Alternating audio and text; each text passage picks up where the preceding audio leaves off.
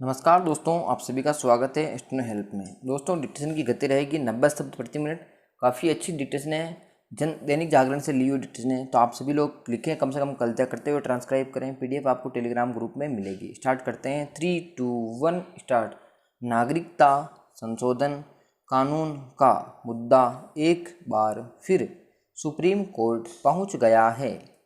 गुजरात, राजस्थान, छत्तीसगढ़, हरियाणा और पंजाब के 13 जिलों में रह रहे अफ़गानिस्तान, बांग्लादेश तथा पाकिस्तान के अल्पसंख्यकों से भारतीय नागरिकता के लिए आवेदन मांगे गए हैं। इस संबंध में केंद्र की अधिसूचना भी जारी हो चुकी है। इस अधिसूचना को चुनौती देने के लिए इंडियन यूनियन मुस्लिम लीग ने शीर्ष कोर्ट का दरवाज़ा खटखटाया है। मुस्लिम लीग ने अधिसूचना के अमल पर रोक लगाने का निर्देश देने की मांग की है। मुस्लिम लीग के अंतरिम आवेदन में दलील दी गई है कि केंद्र इस संबंध में शीर्ष कोर्ट को दिए गए उस आश्वासन के विपरीत कदम उठा रहा है जो उसने नागरिकता संशोधन अधिनियम 2019 के प्रावधानों की संवैधानिक वैधता को चुनौती देने के लिए उसके द्वारा दायर लंबित याचिका के संबंध में दिया था। याचिका में कहा गया था कि केंद्र ने तब आश्वासन दिया था कि सीएए के नियम अभी तय नहीं हुए हैं, इसलिए उस पर स्थगन लगाना जरूरी नहीं है। याचिका में कहा गया है कि केंद्रीय गृह मंत्रालय ने शुक्रवार को नागरिकता कानून 1955 और 2009 में कानून के तहत बनाए गए नियमों के अनुरूप आदेश के संबंध में तत्काल क्रियान्वयन के लिए एक अधिसूचना जारी की है, जबकि 2019 में लागू सीएए के तहत नियमों को गृह मंत्रालय ने अभी तक तैयार ही नहीं किया। याचिका के अनुसार यह गैरकानूनी है और कानून के प्राविधानों के विरोधाभासी है।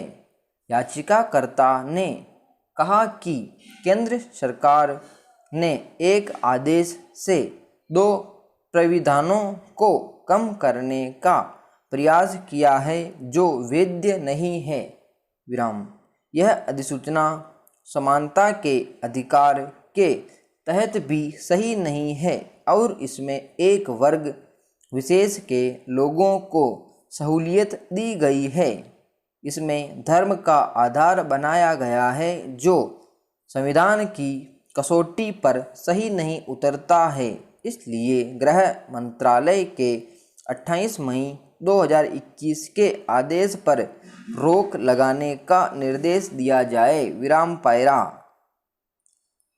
कोरोना संक्रमण की दूसरी लहर ने देश की आर्थिक विकास दर को राह में बड़े रोड़े अटका दिए हैं। मंगलवार को एसबीआई ने अपने शोध के आधार पर वार्षिक विकास दर अनुमान 10.4% से घटाकर 7.9% और यस बैंक ने 10.5% से घटाकर 8.5% कर दिया है। इससे पहले रेटिंग एजेंसी मूडीज ने पिछले महीने भारत का विकास दर अनुमान को 13.7% से घटाकर 9.3% कर दिया था। उसने मंगलवार को अपना अनुमान तो बरकरार रखा है, लेकिन कहा है कि कोरोना की दूसरी लहर से इसकी रिकवरी की गति पर गंभीर असर पड़ा है। तीनों संस्थानों ने भारत सरकार की तरफ से 31 मई 2021 को आर्थिक विकास की रिपोर्ट के आधार पर अपनी गणना की है। अनुमान के साथ ही इन तीनों एजेंसियों ने भारतीय इकोनॉमी की दशा पर भी विस्तृत रिपोर्ट जारी की है और इन सभी का मानना है कि विकास दर की रफ्तार को तेज करने के लिए कई स्तर पर काम करने होंगे। इन तीनों ने कहा है कि वर्ष 2021-22 के बाद आर्थिक विकास की तेज दर को कायम रखना मुश्किल होगा। पैरा मूडीज की रिपोर्ट इसलिए ज़्यादा महत्वपूर्ण है क्योंकि यह देश को सकल आर्थिक स्थिति की रेटिंग करती है। विदेशी निवेशक इसे गंभीरता से लेते हैं। मूडीज ने अपनी रिपोर्ट में पिछले वित्त वर्ष की आर्थिक हालात से ज़्यादा कोरोना की मौजूदा लहर पर जोर दिया है। इसने कहा है कि दूसरी लहर के असर से भारत की रेटिंग और कंपनियों की क्रेडिट प्रोफाइल पर असर पड़ सकता है।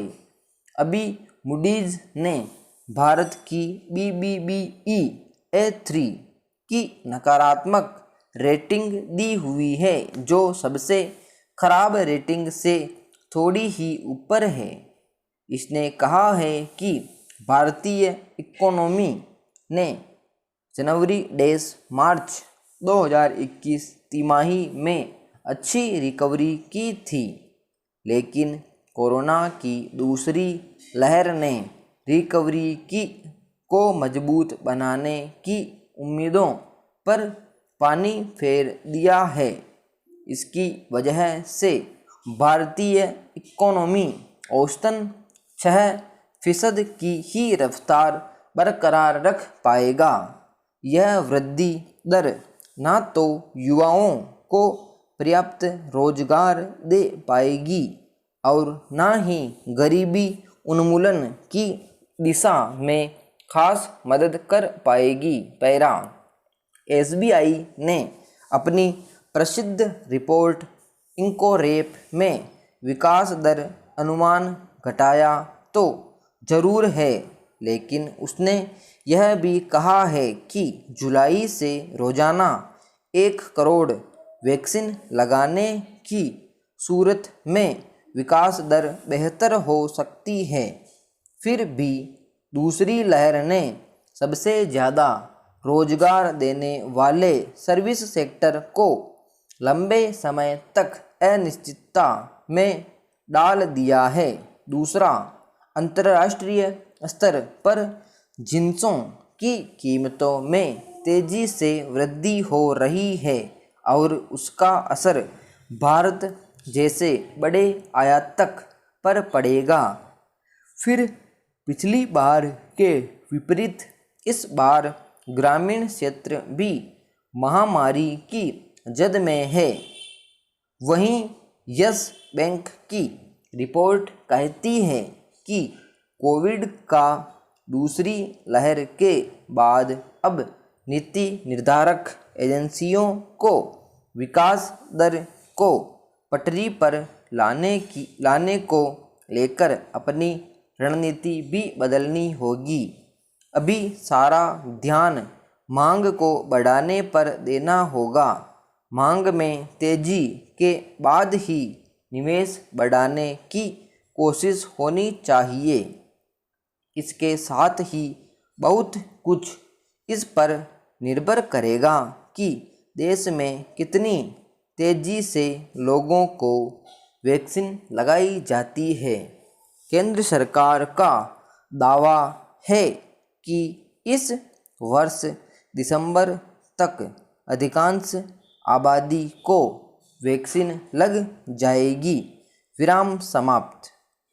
दोस्तों, ये थी डिक्टेशन 9 मिनट और 35 सेकंड की। काफ़ी अच्छी डिक्टेशन है, काफ़ी शानदार डिक्टेशन है। इस प्रकार की डिक्टेशन अगर एग्ज़ाम में आती है तो थोड़ा मुश्किल होगा कि सभी लिख पाए, क्योंकि इसमें वर्ड थोड़े अजीब अजीब है, मूडीज़ वगैरह है, कुछ इंग्लिश वर्ड भी आए थे। तो आप इस प्रकार के डिक्टेशन का अभ्यास करते रहें, क्योंकि अगर आप 90 पर भी ऐसे डिक्टेशनों का अभ्यास करोगे तो वो 100 के बराबर हो जाएगी। क्योंकि एग्जाम में थोड़ी ईजी डिक्टेशन ही आएगी 100 पर। तो आप निरंतर अभ्यास करते रहें और PDF से जरूर मिलान करें। मिलते हैं नेक्स्ट वीडियो में। जय हिंद।